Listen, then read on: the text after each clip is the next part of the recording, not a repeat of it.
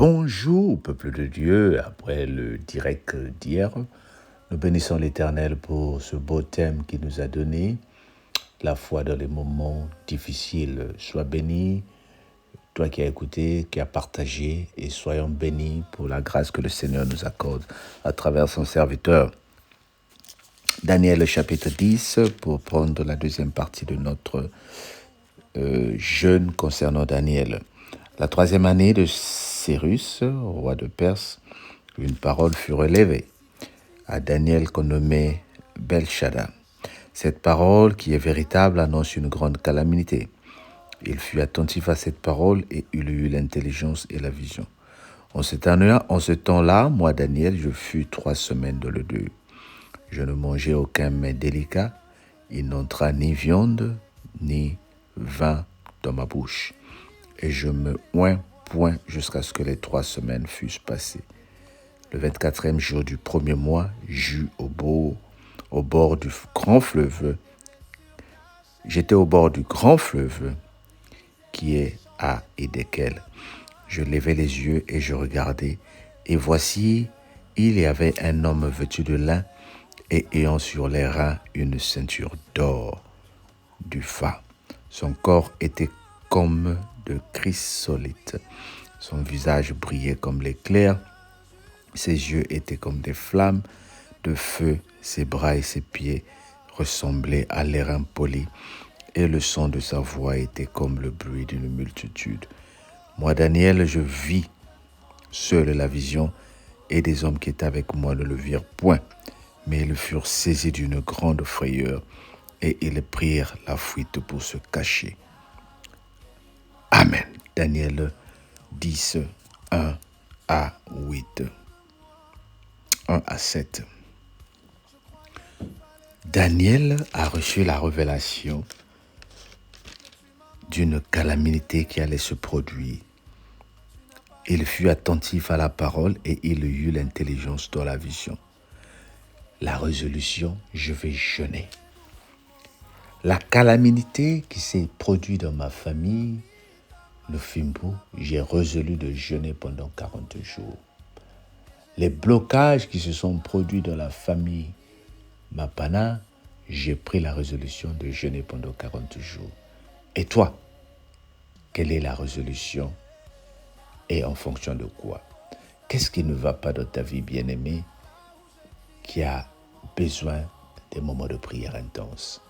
Le Seigneur nous aime tellement qu'il nous rappelle ce matin, l'importance des moments de prière. Des moments de prière intenses. Ici, Daniel résolut de ne manger ni viande, ne boire ni vin. Et à la fin, il a eu une vision. Mais moi, je suis en train de dire, tu n'attendras pas la fin de ce jeûne pour voir les visions. Toi, tu es en train de voir la vision parce que le Seigneur va te parler. Tu es en train de voir la paix parce que le Seigneur va te parler. Tu es en train de voir la main de Dieu parce que le Seigneur va agir dans ta vie.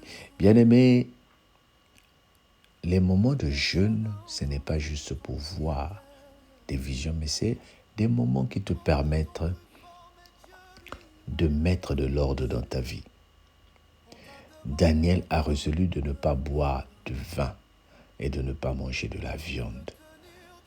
Ça veut dire, il y a certains mets, il y a certaines boissons qui rentrent en nous, qui nous salissent et qui nous apportent que de maladies. Il y a certaines choses que nous avons faites dans la vie qui a souillé nos vies. Il y a certaines insultes que nous avons développées. Nous qui n'insultons pas, nous avons commencé à insulter. Nous qui ne mentons pas, nous avons commencé à mentir. Nous qui ne volons pas, nous avons commencé à voler. Mais le Seigneur te dit, moi je ne te juge pas. Tout ce que je te dis, même si tu ne jeûnes pas, c'est commencer à prendre la résolution. Et peut-être que les réseaux sociaux, TikTok, Facebook, ont pris de ton temps, 2 heures, 3 heures, 4 heures par jour, et tu n'as plus le temps de t'occuper de toi et de ta famille. Tu prends la résolution de faire une pause pendant ces périodes. Dis la période, je vais jeûner et je vais faire une pause parce que je veux voir la main de l'Éternel. Le Seigneur va te bénir. Le Seigneur va te montrer sa main. Le jeûne de Daniel, c'est une façon de t'encourager à jeûner parce que le Seigneur est proche. Cherchons-le pendant qu'il se trouve. Amen. Père, aide-moi à écarter le mal. Aide-moi à écarter les mauvaises habitudes. Au nom de Jésus, notre Seigneur et Sauveur. Amen. Que le Seigneur te bénisse. Passe une très bonne nuit. Une très bonne journée. Et on se dit à demain ou à ce soir pour la prière. Nous sommes invités pour la prière. Que le Seigneur te bénisse. Bye bye.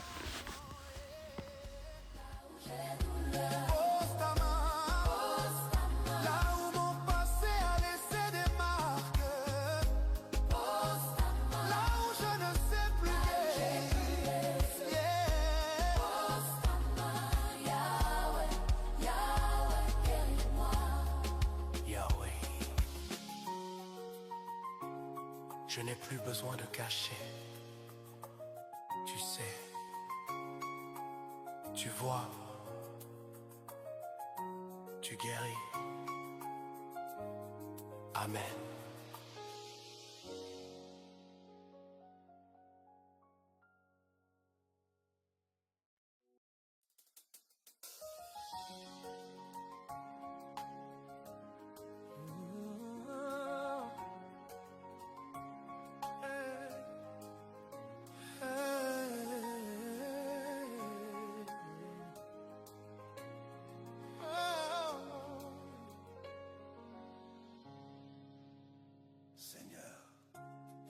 Tu connais les endroits que je ne montre à personne, les blessures derrière mon sourire, les cicatrices que même les chants n'arrivent pas à cacher. Là où j'ai douleur, pose ta main. Yahweh, viens guérir. Même si je ne le dis pas, tu sais, il y a des douleurs que les mots ne savent pas expliquer. Des nuits où j'ai pleuré sans voix, des jours où j'ai souri pour ne pas inquiéter. Mais toi, tu voyais les tempêtes derrière mes yeux. J'ai marché avec des blessures cachées. J'ai dansé avec un cœur brisé. J'ai chanté tout va bien alors que tout s'effondrait. Seigneur, toi seul sais où ça fait mal. Tu sais, tu vois, tu comprends. Je ne viens pas avec des grands mots, ni des prières bien arrangées. Je viens juste comme je suis, avec mes fissures et mes larmes. Là où j'ai douleur, pose ta main. Pose ta main. Oh. Là où mon cœur tremble, pose ta main. Pose ta main. Là où j'ai pleuré seul, j'ai pleuré seul, pose ta main.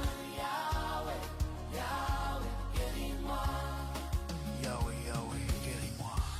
Tu n'as pas honte de moi. Je croyais qu'il fallait être fort pour venir à toi, mais tu m'as montré que la faiblesse aussi t'attire. Tu n'as pas eu honte de mes défaillances. Tu n'as pas tourné ton regard quand j'étais cassé. Tu es entré doucement, Sans bruit, sans reproche. Tu as mis ta main sur la partie que personne ne touche.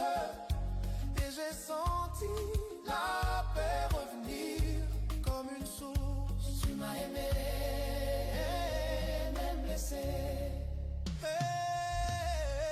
Là où j'ai douleur, Pose ta main. pose ta main. Là où j'ai crié, Là où mon cœur tremble, pose ta main. pose ta main. Là où mon âme saigne encore,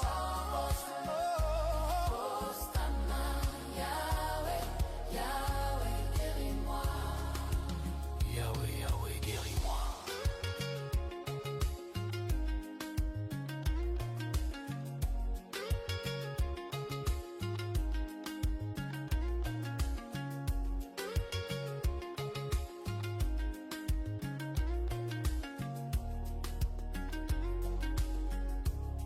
Écoute.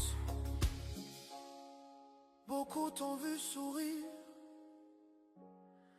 mais personne n'a entendu ton cri intérieur.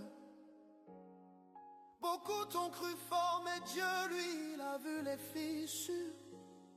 On t'a demandé d'être fort, de ne pas pleurer, de tenir debout. Alors tu as gardé tes douleurs dans ton ventre, tu as avalé tes larmes pour ne pas déranger. Mais Dieu te dit aujourd'hui, je ne guéris pas les endroits que tu caches. Montre-moi où ça fait mal.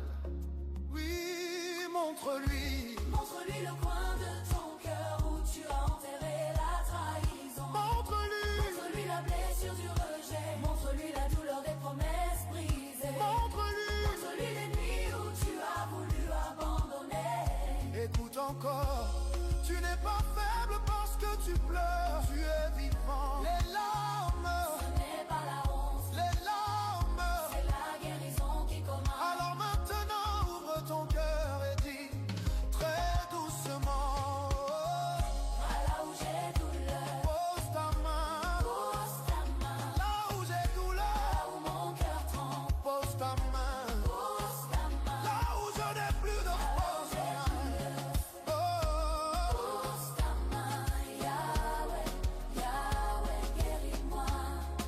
Yahweh a prolongé répond. tu peux tout changer. D'un souffle, d'un mot, d'un regard. Tu peux tout restaurer. Je crois encore même faible.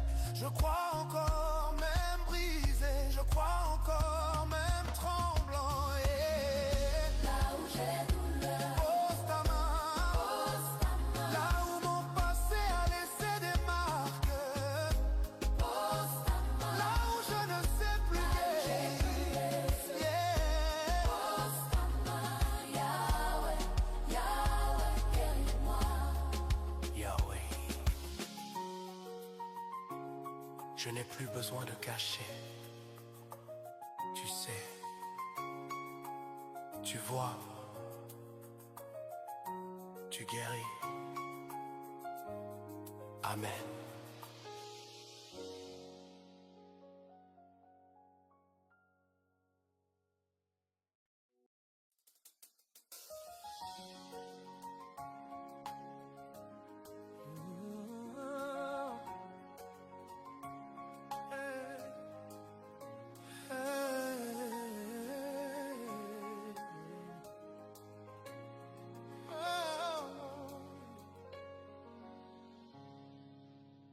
Seigneur, tu connais les endroits que je ne montre à personne, les blessures derrière mon sourire, les cicatrices que même les chants n'arrivent pas à cacher. Là où j'ai douleur, pose ta main. Yahweh, viens guérir. Même si je ne le dis pas.